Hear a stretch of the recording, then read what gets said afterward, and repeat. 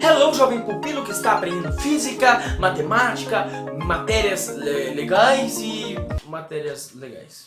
Tô brincando, todas as matérias são muito legais perante Deus. Agora a parada ficou séria. E estarei aqui hoje explicando para vocês a diferença entre duas das mais importantes fórmulas da termodinâmica. Eu diria também as únicas, mas eu não tenho total conhecimento na área. Eu diria que são as únicas, eu não sei. De um lado temos PV igual a nRT, também conhecida como por você nunca rezei tanto. Do outro lado temos PV sobre T igual a P0, B0 sobre T0, também conhecido como PV-T-Povotó. Eu prefiro PV-T-Povotó, você escolhe. Então, nesse vídeo aqui, eu diferenciarei duas fórmulas da termodinâmica e enquanto farei dois exercícios, uma da Mackenzie de São Paulo e outro da UFMT, que é a Universidade Federal do Mato Grosso, isso mesmo. Eu descobri que os meus professores assistem os meus vídeos, então eu tenho que tomar cuidado quando falar caralho, quando falar fudeu, falar caguei. Pode dar muita merda.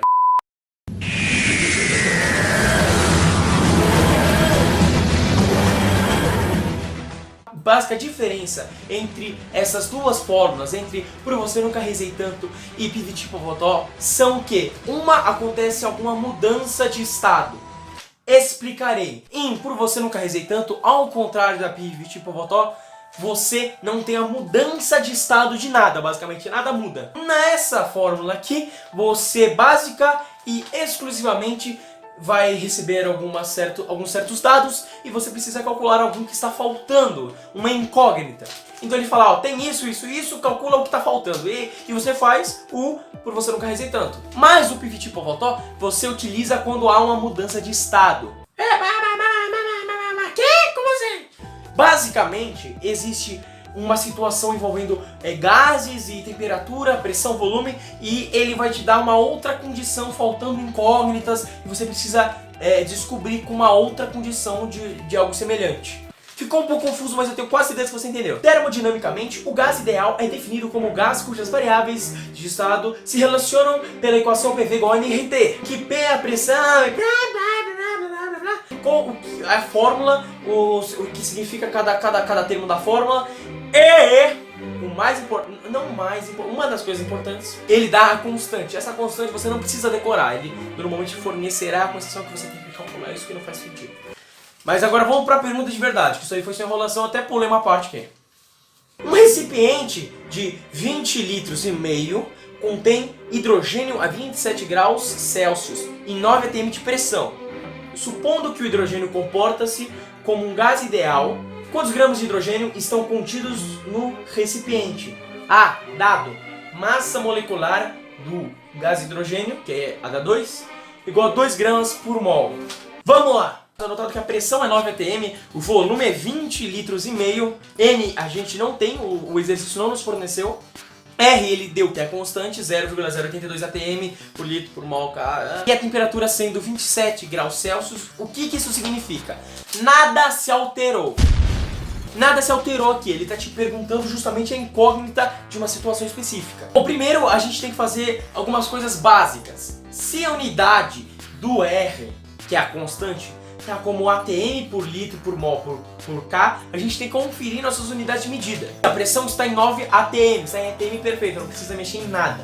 Volume está em litro, maravilha. O N a gente vai descobrir em mol, então não tem problema nenhum em deixar do jeito que tá, que é X. E T está em 27 graus Celsius e não na escala Kelvin. Então, vamos ter que converter de uma maneira muito rápida, muito fácil, que qualquer um pode fazer, você pode fazer em casa, inclusive.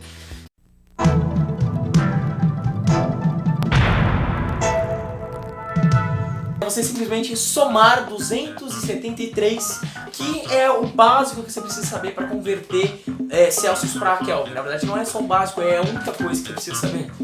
Então convertendo a gente tem 300 Kelvin como temperatura, beleza?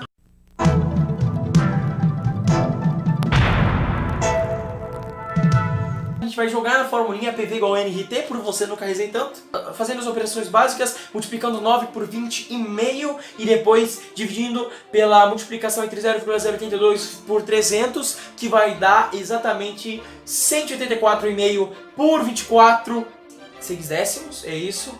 E X fica equivalente a 7,5 moles. Moles. Acabou o exercício? Não, ainda não, vamos pensar por quê. Como eu falei, o dado que ele nos deu, que é de extrema importância, sendo que o gás hidrogênio tem 2 gramas por mol, você concorda comigo que a cada um desses 7,5 mols haverão 2 gramas? Então é só multiplicar 7,5 por 2, que vai dar 15 o que é gramas. Isso é show de bola, inclusive a alternativa... Não tem alternativa. Vocês entenderam? Nada se alterou, ele só pediu uma incógnita que estava dentro de uma situação já estabelecida. A gente teve que fazer um cálculozinho ali, mas não teve nada. A gente jogou na fórmula para você nunca rejeitar e isso acabou. Bom, agora vamos para um problema de pivot-pivotó que eu vou explicar agora a diferenciação da parada. Vou cortar porque eu vou pegar o exercício, espera aí.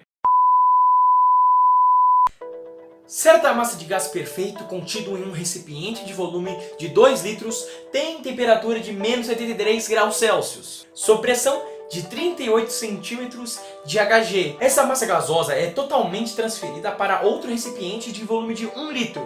Para que a pressão do gás nesse novo recipiente seja de 1 atm e meio, devemos elevar sua temperatura de... Aí tem as opções. Pera, o que a gente tem aqui? A gente tem uma mudança, é isso que eu tô entendendo? A gente tinha um recipiente, uma pressão, tudo nesse recipiente, a gente mudou o recipiente, a gente quer uma outra pressão. O que está acontecendo? Que porra é essa? Que porra é essa? Que pivot-pivotó, que tem uma mudança. Bom, vamos anotar os dados primeiro todos aqui pra gente poder resolver os exercícios. Quer dizer, o exercício, é isso. Bom, a pressão inicial é de 38 centímetros de Hg. O que Hg é mercúrio, eu já vou explicar, segura aí. A pressão final é de 1 atm e meio. O volume inicial é de 2 litros e o final é de 1 litro. N, que é a quantidade de mols, é M. Foda-se. Por que foda-se? Ele falou que toda a quantidade do primeiro recipiente, que era qualquer quantidade, foi transferida totalmente pro final. Então, já que não tem uma variação, não há uma diferença, a gente pode colocar uma incógnita só, a gente vai colocar só N. Então, e a temperatura inicial é de menos 73 graus Celsius e a final é X, porque a gente quer descobrir. É isso que a gente quer descobrir, esse é o objetivo, olha que legal. A gente nunca vai poder fazer um exercício com pivot-pivotó sendo a temperatura em Celsius. A gente tem que transformar sempre para Kelvin. Vamos ao número menos 73, 273 e temos o número na escala Kelvin que é 200 Kelvin. Olha só que legal. Bom, agora que a gente resolveu isso, vamos para o segundo passo, que é resolver a parada do 38 centímetros de Hg. Bom, o grande rolê que eu pesquisei bastante e descobri que 76 centímetros de Hg são equivalentes a 1 atm. Então, fazendo uma regra de 3 básica, a gente descobre que 38, que é basicamente a metade de 76, é meio atm. Então, a pressão inicial é de meio atm. Beleza, o que a gente faz com isso? Agora a gente usa a equação geral dos gases, que eu já falei, que é pivot-pivotó. Avançando um pouco na equação, ficaria exatamente a 1 sobre 200 avos igual a 1,5 sobre T2. T2, no caso, é a nossa incógnita, seria o equivalente a X. E T2 é equivalente a 1,5 vezes 200, que é exatamente 300.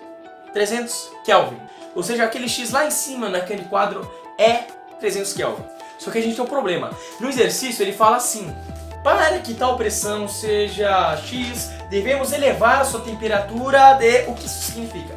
Ele não está pedindo a temperatura final, ele está pedindo o quanto precisamos elevar. Ou seja, a gente precisa da variação de temperatura, o ΔT. ΔT nada mais é do que a temperatura final menos a temperatura inicial, ou seja, T2 menos T1.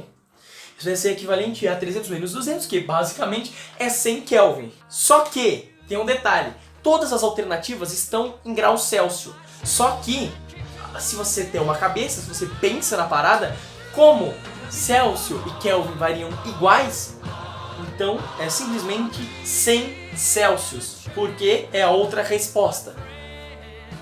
Muito obrigado por você assistir esse vídeo até aqui. O que eu faço é única e exclusivamente uma maneira um pouco mais interessante, um pouco mais amigável de passar o conhecimento para vocês, o conhecimento que cai em vestibular, o conhecimento de física, que normalmente as pessoas atrelam a uma coisa muito chata, mas que eu vejo muita facilidade e eu gosto bastante. Bom, pessoas, eu vou pedir para vocês comentarem alguma questão de vestibular, para vocês deixarem aqui embaixo, para eu ir atrás e fazer o próximo vídeo. Muito obrigado, tchau!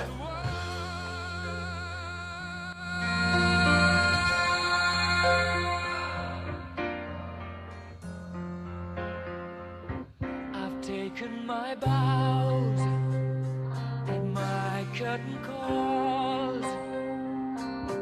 You brought me fame and fortune. fortune and everything that goes with it. I thank you all.